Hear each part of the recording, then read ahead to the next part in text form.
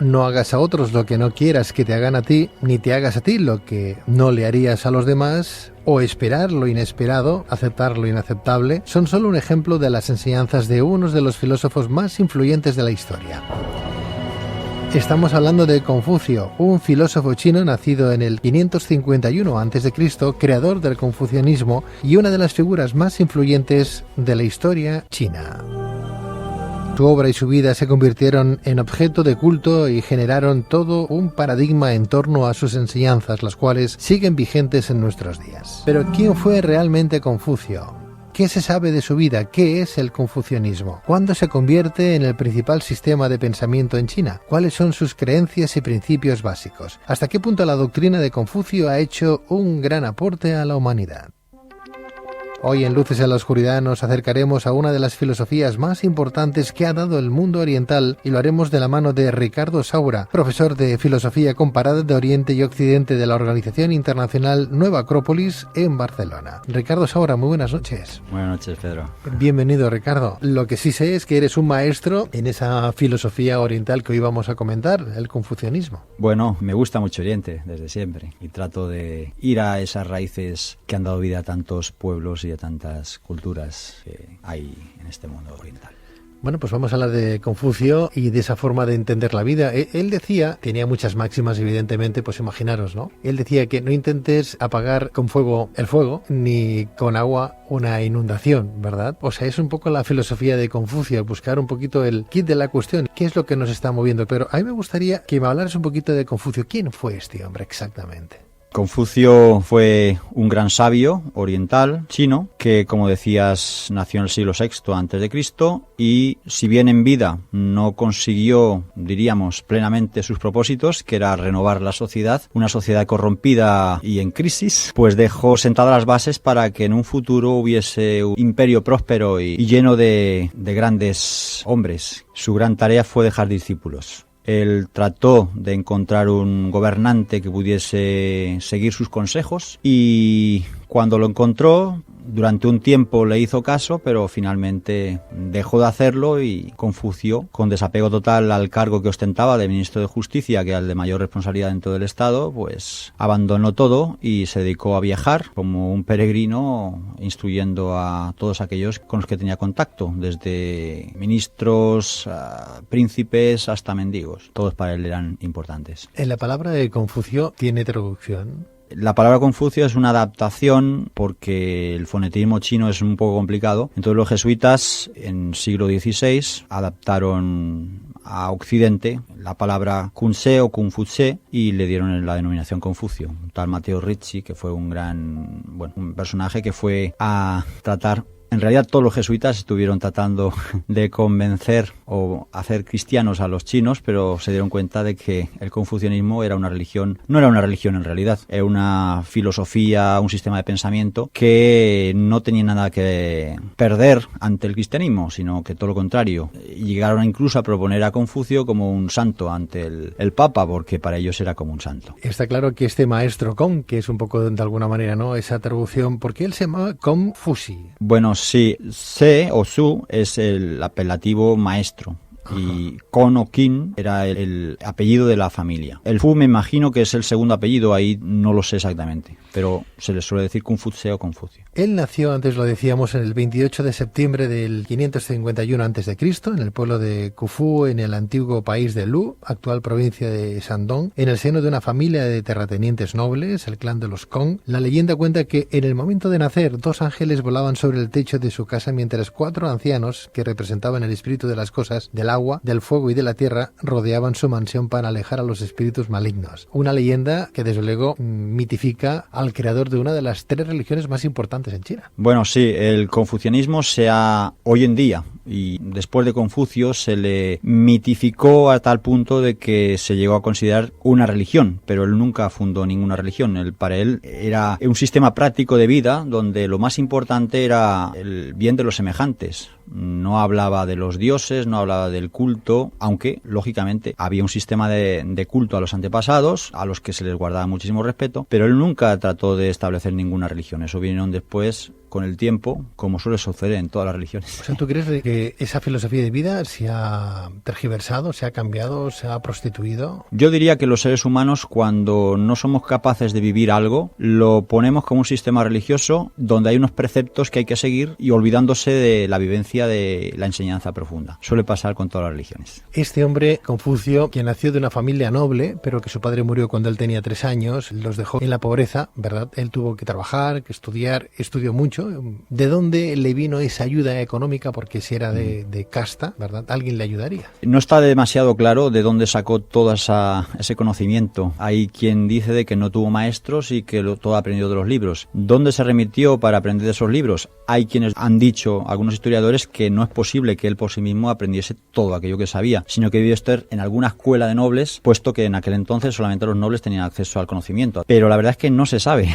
Claro, acabó como gobernador de Shu a la edad de los 70 años, con lo cual tuvo una carrera meteórica, porque él estuvo no solamente de gobernador, sino estuvo trabajando también para la corte. Sí, él desde muy temprano, desde los 17 años, empezó a tener un empleo de subalterno, diríamos, una especie de subalterno de mandarín, y se dedicaba a la inspección del grano, y llegó a hacerlo tan bien, que fue adquiriendo tal renombre que se le dio un cargo de mayor responsabilidad para el duque, y se ocupó de inspección de ganados y campos, pero después, como muere su madre, ahí se frustra un poco su carrera meteorítica y a partir de ahí se dedicó a la enseñanza. Una de sus grandes influencias fue Xizang, primer ministro de Shen, quien introdujo el primer código jurídico en China. También influyó en Confucio el escepticismo de su época en lo concerniente a la religión, pues a causa de haber sufrido muchas guerras se había perdido la fe en los dioses. Antes lo comentabas. Es curioso porque en su rango de ministro, Confucio habría establecido numerosas reformas que condujeron a la administración de justicia a destacar por su imparcialidad y a la práctica, yo diría que casi erradicación del crimen. Eso fue así, ¿no? Bueno, él en principio fue nombrado gobernador de una ciudad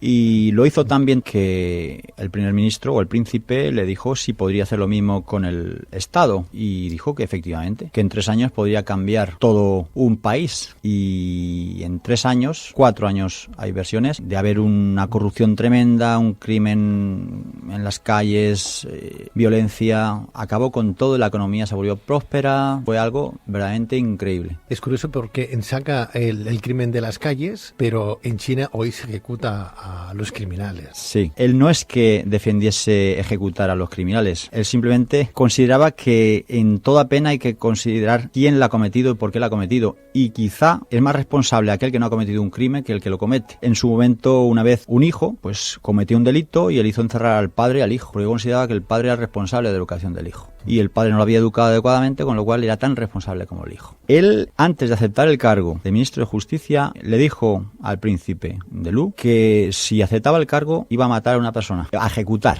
que era el mayor responsable de todos los males que acontecían al país. Y el príncipe le dijo que bueno, adelante. Y se ejecutó a esa persona y a partir de ahí no tuvo necesidad de ejecutar a nadie más.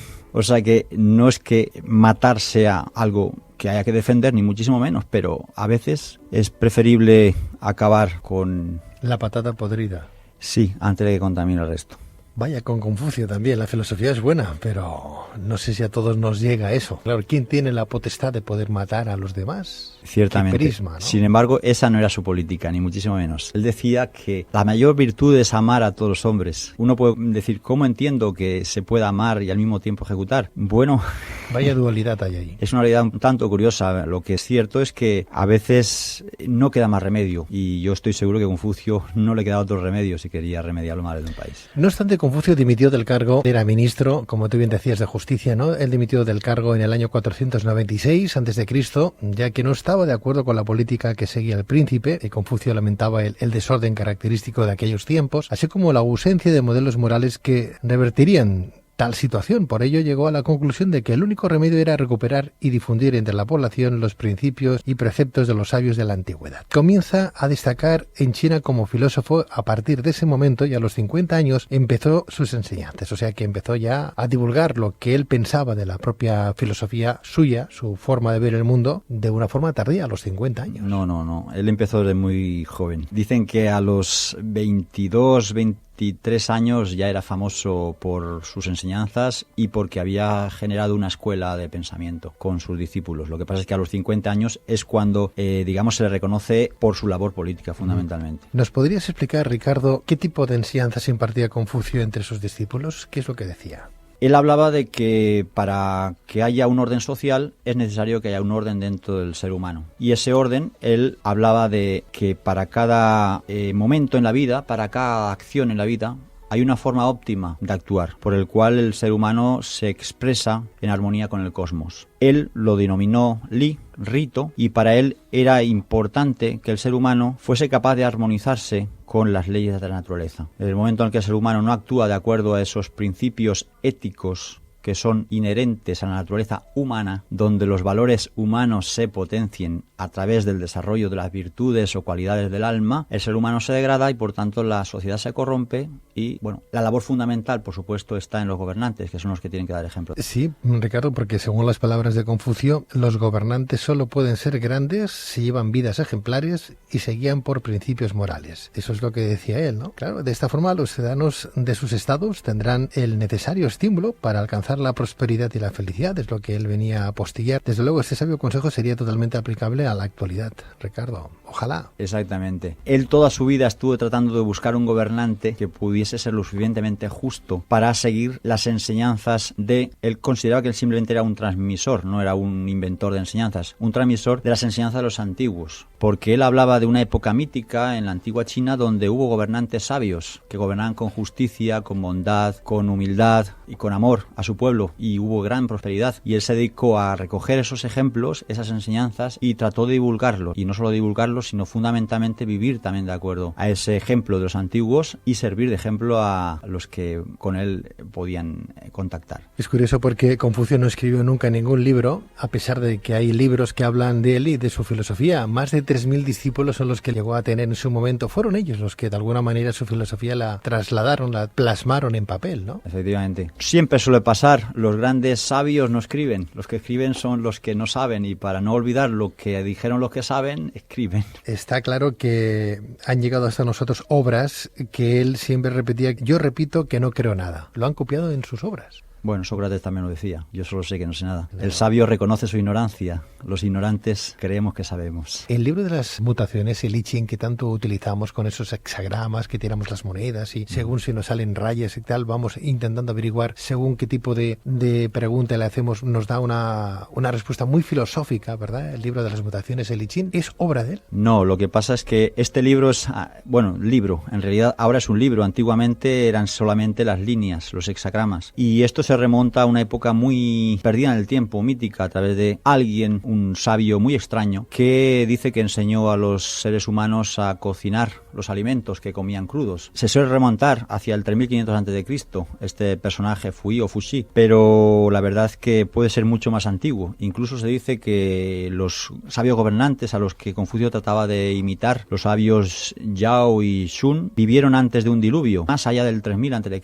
pero no se sabe. Todas las civilizaciones hablan de un diluvio. Platón hablaba de un diluvio en el 9500 a.C. No sabemos la antigüedad, la verdad es que quizá esto viene de muy atrás. Lo que pasa es que Confucio, anteriormente a él también, el rey Wen y otros, estuvieron pasando a palabras lo que estas líneas querían decir, para poderlas interpretar nosotros, que somos ignorantes. De hecho, no lo hacían porque no lo entendieran, lo hacían para que nosotros, las personas normales, pudiésemos también acceder a una serie de principios o contenidos filosóficos que se nos escapaba. Él no dejó nada escrito, pero sí que nos dejó de alguna manera las analectas, creo que se llaman, ¿no? Son como una especie de conversaciones que él tenía con sus discípulos. ¿Analectas eres? Analectas Ulunyu. La verdad es que él recogió, junto con sus discípulos, las enseñanzas antiguas a través de diferentes textos, los 5 clásicos. Pero después, lo que son enseñanzas de Confucio propiamente, las recogieron sus discípulos y las escribieron sus discípulos. Él no escribió sus enseñanzas. Él recopiló enseñanzas antiguas, eso sí. Es curioso porque Confucio llegaba a decir que yo no enseñaré a quien no sienta ganas de aprender y no explicaré nada a quien no se esfuerce en aclarar las cosas por su cuenta. Y si explico un cuarto de la verdad y el alumno, pensando y reflexionando él solo, no deduce los otros 3 cuartos, no pienso seguir instruyéndolo. También decía en Delfos que nadie entre aquí sin saber matemáticas. O sea que, y eso es simbólico,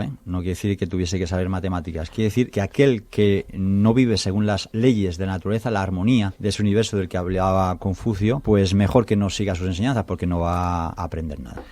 Ricardo, ya para finalizar, los principios básicos del confucianismo, ¿cuáles son? Pues como tú creo recordar que has dicho al principio, no hagas a los demás lo que no quieras que hagan a ti mismo. Actúa por los demás si quieres llegar a ser virtuoso, piensa en los demás. Sé ejemplo de vida para los demás seres humanos. Pon orden dentro de ti si quieres que haya orden a tu alrededor. Trata de no echar las culpas a los demás ni a las circunstancias de lo que te pasa, sino indaga dentro de ti la causa de lo que te está ocurriendo, de los problemas. Y trata, antes de dedicarte a la mística o a pensar en el más allá, trata de ser práctico en la vida, de pensar en lo que tienes inmediatamente delante y sobre todo en los demás seres humanos, que forman parte de una gran familia de la que todos participamos. Bien, pues esa sería la conducta del confucianismo: caridad, justicia y respeto a la jerarquía, el cuidado de la tradición, el estudio y la meditación. Las virtudes del confucianismo, pues posiblemente las máximas virtudes serían la tolerancia, la bondad, la benevolencia, el amor al prójimo y el respeto a los mayores y antepasados, como bien diría Ricardo Saura. Decía Claude Chabrol, la tontería es infinitamente más fascinante que la inteligencia. La inteligencia tiene sus límites y la tontería no. ¿Podría ser de Confucio? Tenía algunas así. Ricardo Saura, profesor de Filosofía Comparada de Oriente y Occidente de la Organización Internacional Nueva Acrópolis en Barcelona. Mil gracias, Ricardo. A vosotros.